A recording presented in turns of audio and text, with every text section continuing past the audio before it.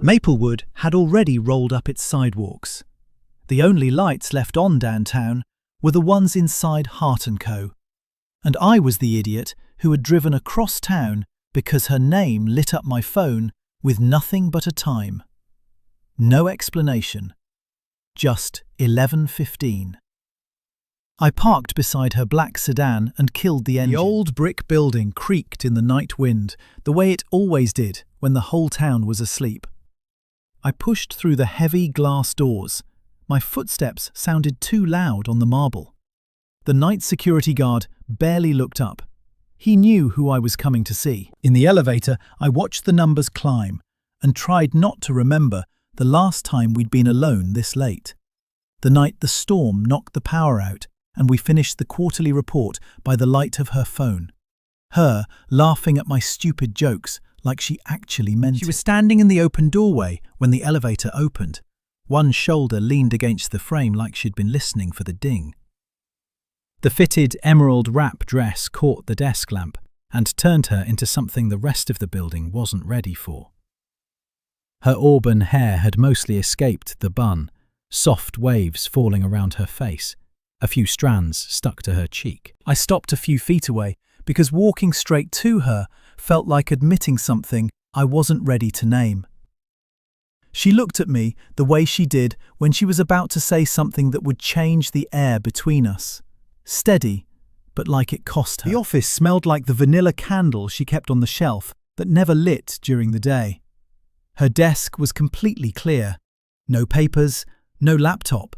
Just her and me and the question sitting in my chest like a stone. I don't need you to work. I need you here. The words landed somewhere behind my ribs. I didn't answer right away. I just looked at her. Really looked. And saw the tired in her eyes that no amount of concealer could hide.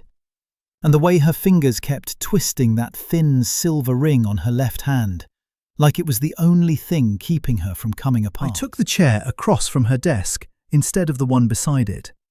Sitting next to her tonight felt like standing too close to an edge I'd been walking for months. She didn't go behind the desk either. She stayed on the edge of it, close enough that I could see the faint freckles across her nose I'd noticed the first week she took over. Rough night? I asked, because work was still the only ground we both pretended was safe. She gave a small laugh that didn't reach her eyes. The board wants me to cut 20%. They say it's for efficiency.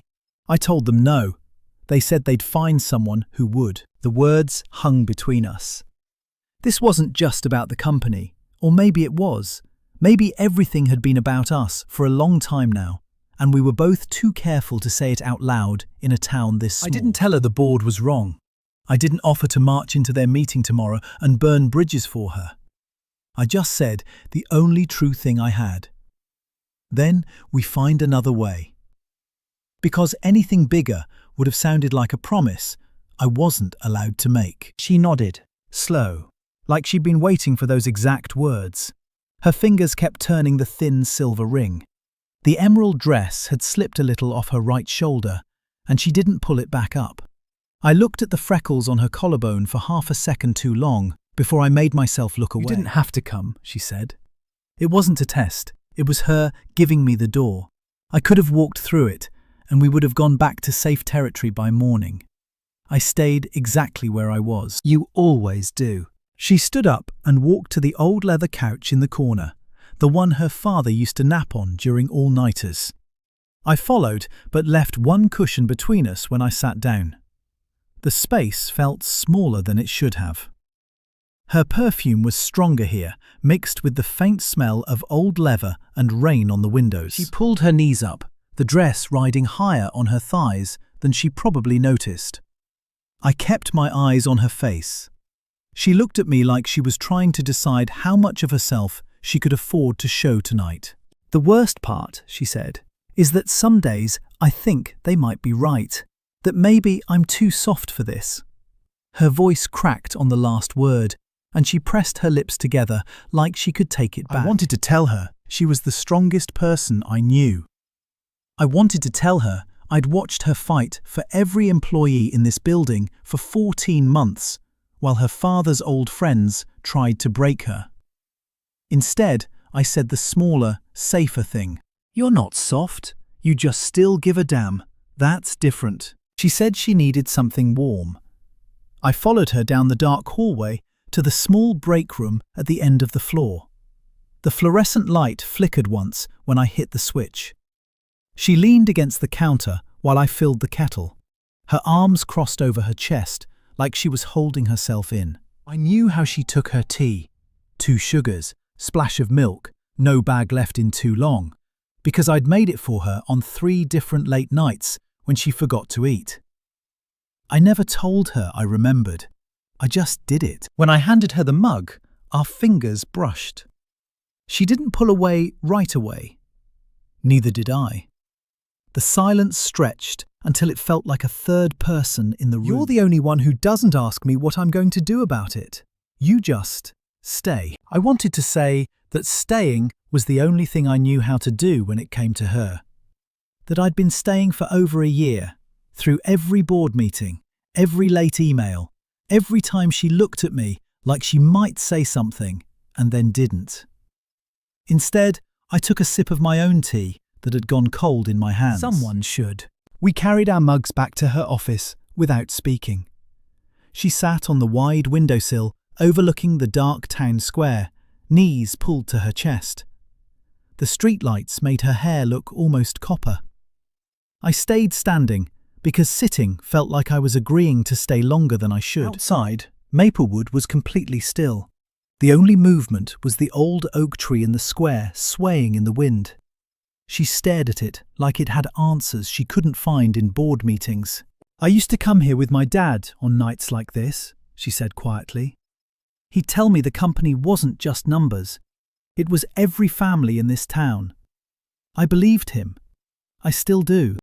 That's the problem. She looked at me then, really looked, and something in her expression had shifted, like she'd made a decision she hadn't told me yet. I finally sat on the other end of the windowsill, leaving space between us. Close enough to feel the warmth from her mug, far enough that I couldn't accidentally touch her. "You've been different the last few weeks," I said. It wasn't a question. She'd stopped lingering in my doorway after meetings, stopped asking me to stay late on projects that didn't need both of us. I'd told myself it was the board pressure. I was wrong. She turned the silver ring once, twice. When she spoke, her voice was so low I almost missed it. I was trying to make it easier, for both of us. The words landed wrong in my chest. I waited. She didn't explain right away. She just kept turning that ring like it could rewind time. She set the mug down on the sill between us. The sound was too loud in the quiet room. When she looked at me again, her eyes were glassy, but she wasn't crying. Not yet. "The board gave me an ultimatum tonight," she said. "Cut the staff or step down. But that's not why I called you." She took a breath that shook. "I called you because I was going to resign in the morning anyway. I already have an offer in Chicago. They want me to lead the merger. I was going to tell you tomorrow and then disappear before I made it worse." I felt the floor tilt. Chicago. Merger. Disappear. The words rearranged everything I thought I understood about tonight. "I've been in love with you for 14 months, Ethan, and if I stay, I'll destroy everything my father built, and I'll destroy you with it. So I'm leaving. That's the truth I needed you here to hear." For a second, I couldn't hear anything except the blood in my ears. Chicago. Resign. 14 months. The words kept rearranging themselves, like they were trying to find a version that didn't hurt. I looked at her, really looked, and saw the way her shoulders had curled in, like she was already halfway gone. I wanted to ask why she didn't tell me sooner. I wanted to ask if any of the late nights, the almost smiles, the way she said my name like it mattered, had been real. Instead, I asked the only question that came out. "When's the flight?" She didn't flinch. She just answered like she'd already rehearsed it. "Tomorrow morning, 6:15. I didn't want to tell you at the office. I didn't want it to feel like a meeting." I nodded once. The movement felt mechanical. Outside, the oak tree kept swaying. Inside, Everything I'd spent 14 months not saying was suddenly too late to matter. She turned back to the window.